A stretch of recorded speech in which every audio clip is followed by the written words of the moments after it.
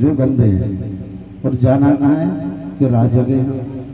तुम वहां जाओगे राज्य इसमें राजमहल में? क्या कि मैं विनती करती हूँ वहां ना जाओ। क्यों? कि आप इतने कोमल हो, इतने सुंदर हो, इतने निर्मल हो, और ये राक्षस का महल है, कितना अत्याचारी है, बस आप प्रभु नहीं जानते उसे। कहा तो चिंता ना कर, बस ये बता दे टेलर की दुकान की तरह ये कपड़े जो धोबी है कहाँ धुलवाता है, वो धोबी कहाँ है, वो धोबी बता, टेलर बता। कहा धोबी तो है इधर और टेलर है उधर। कहा ठीक है, बस इतना ही बता दे। उपटन लेके रख लिए है और धोबी के पास गए। कहा धोबी से, धोबी कोई ऐसे वस्त्र थे जो राजमहल में हम पहन के जा सके, जिन्हें राजा पहनते हो, सुंदर वस्त्र थे जो तेरे पास सुंदर से सुंदर हो। कहा मेरा काम तो धुलाई का है। कि कोई बात नहीं, धुलने तो आए होंगे, उनमें से थे। अब उन्होंने जब धोबी ने ध्यान से देखा, देखो धोबी और चलो क्या ज्यादा चर्चा ठीक नहीं। धोबी ने जैसे ध्यान से देखा, कहा अरे आप इस राज्य के तो हो नहीं? कि हाँ, तो मैं आपको वस्त्र क्यों दूं? मैं नहीं देने का हूँ आपको। कि देने तो तुझे पड़ेंगे वस्त्र। कि मैं नहीं दूंगा। बलदाव भैया ने कहा धोबी मान जा, दे दे वस्त्र। कि मैं नहीं दूंगा।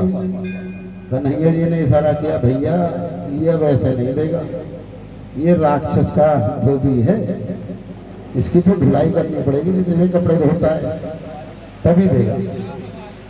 पकड़ के बलदाव भैया ने पैर कभी इधर मार कभी इधर मार, जहाँ धुलाई चल रही थी, और कभी इधर मार। जब हाहाकार मचा कि आवाज आई बचाओ बचाओ बचाओ, कहा बस इतना ही बहुत है, वस्त्र उठाओ और निकलो, महल की ओर चलो।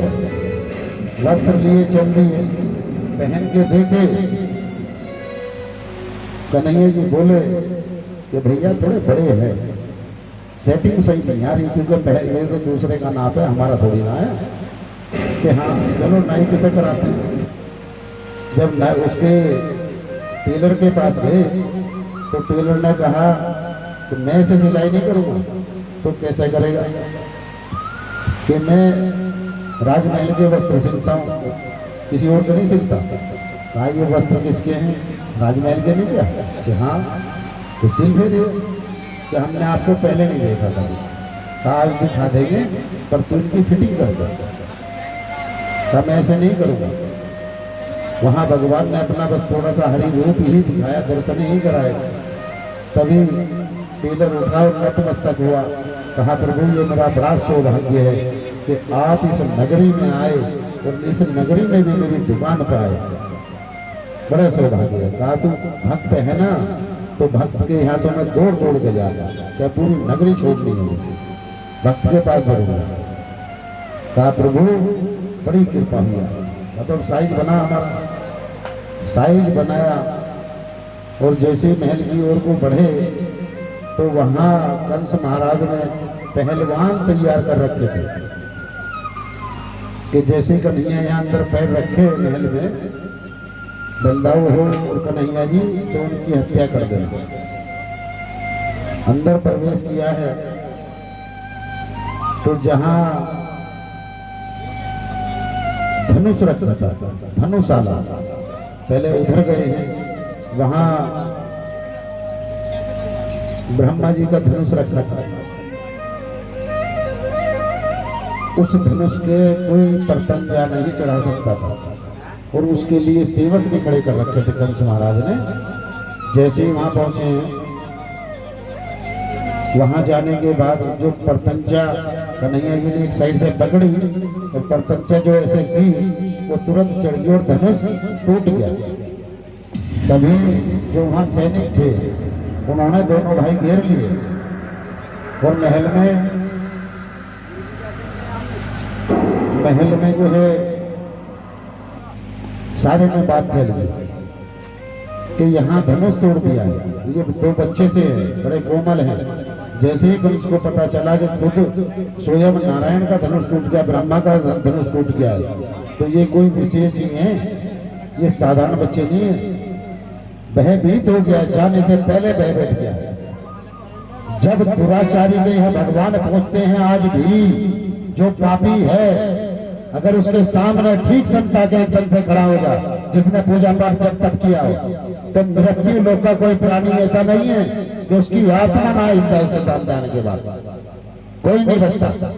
पापी तो घबराता है, वो जानता है कि ये सब पता है, वो जानता है कि ये सब कुछ जानता है, फिर भी खामोश है, फिर भी खामोश है। वहां पहुंचे हैं, पहुंचने से पहले कंस भयभीत है और द्वार पर उसके पहलवान खड़े हैं, चानूर वगैरह। सातों पहलवान कुश्ती की तैयारी में दिन साथ ही होते हैं, ये भी ध्यान रखना। खाली भागवत जी जो सुन रहे हो इमला की तरह सुन के मत जाना, इसीलिए हम जल्दी जल्दी नहीं बोलते। बंदा जो आपको समझा के चलते उसका कारण यही है। पर कई बार लगता है महाराज जी तो भजन गा रहे हैं, हमें भागवत जी नहीं सुना रहे। अरे तुम सुन ही नहीं पा रहे, तुम यहाँ बहुत लोग ऐसे जो टाइम अपना पास करने आ रहे हैं, भगवान से कोई लेना देना नहीं। अगर भगवान से लेना देना होगा तो जो शब्द बोले उनके बाद जब समझाएगा अंतःकरण में करने चाहिए, तो समझो आप भागवत जी श्रवण करना आए, आनंद आप कहीं भी लूट सकते हो, लेकिन भगवान के जैसा आनंद कहीं नहीं मिलेगा। ये जीवन में याद रखना, ये जीवन में याद रखना। और जो यहाँ अपना समय वेस्ट करता है, मृत्यु लोक में उसका जीवन ही वेस्ट होता है, जीवन ही वेस्ट होता है। श्रीमन नारायण नारायण नारायण हरि हरि, श्रीमन नारायण नारायण हरि हरि, श्रीमन नारायण नारायण हरि हरि, श्रीमन नारायण नारायण हरि हरि।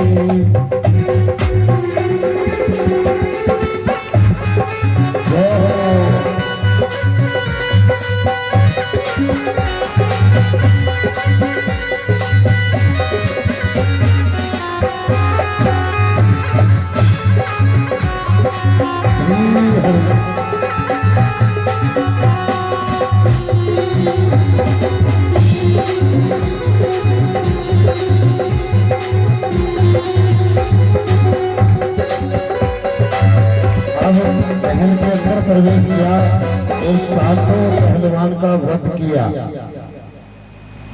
दोनों भैया ने सातों पहलवान का वध किया जो कंस के द्वारपाल बने थे, रक्षक थे। के बिहारी लाल की जय। अब इसके बाद कंस जी को पता चला कि जो तेरे रक्षक बने खड़े थे, जो द्वारपाल थे, तो तेरे पहलवान थे, बड़ा घमंड था, वे भी धराशायी हो गए हैं। अब बारी आ गई है, जैसे ही आगे बढ़े और ध्यान चारों ओर दौड़ता रहा परम पिता परमेश्वर का कि अपने पिता के साथ आज भी ऐसा ही है बेटा, तुम समझने का प्रयत्न करो। यहाँ भी जो अपने पिता को, माता को, भाई बहनों को, अपनी पत्नी को, पत्नी पति को, जो जिसे भी कष्ट देता है एक दूसरे को, ये समझ लेना वो कंस की तरह ही मरना है। भगवान पटक पटक के ही मारेंगे। वहां विचार करते जा रहे हैं मदमस्त होकर कि वारे कंस, अगर इतने अत्याचार ना करता तो तेरा मैं उद्धार करता, वध नहीं करता।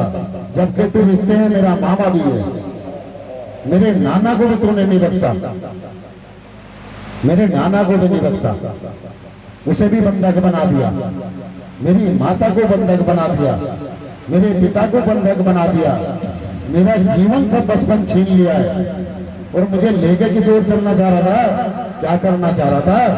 अब सब याद कर ले मेरे पहुंचने से पहले पहले क्या क्या अपराध किए। जब ध्यान में चढ़ेंगे तो आराम से मृत्यु को प्राप्त होगा, वितृत नहीं तड़पेगा। और ये सत्य है मृत्यु लोग का भी। जब जब व्यक्ति गुजरता है, आप देख लेना, अगर 100 व्यक्ति गुजरे हैं उसमें से 90 व्यक्ति 8-10 दिन के लिए पेड़ पे पड़े होते हैं और आंखों से अश्रु की धारा बहती है। लास्ट के 2 दिन तो ऐसे होते हैं कि वो अपना कुछ बोल ही नहीं पाता, क्योंकि जिज्ञा नहीं उठती है।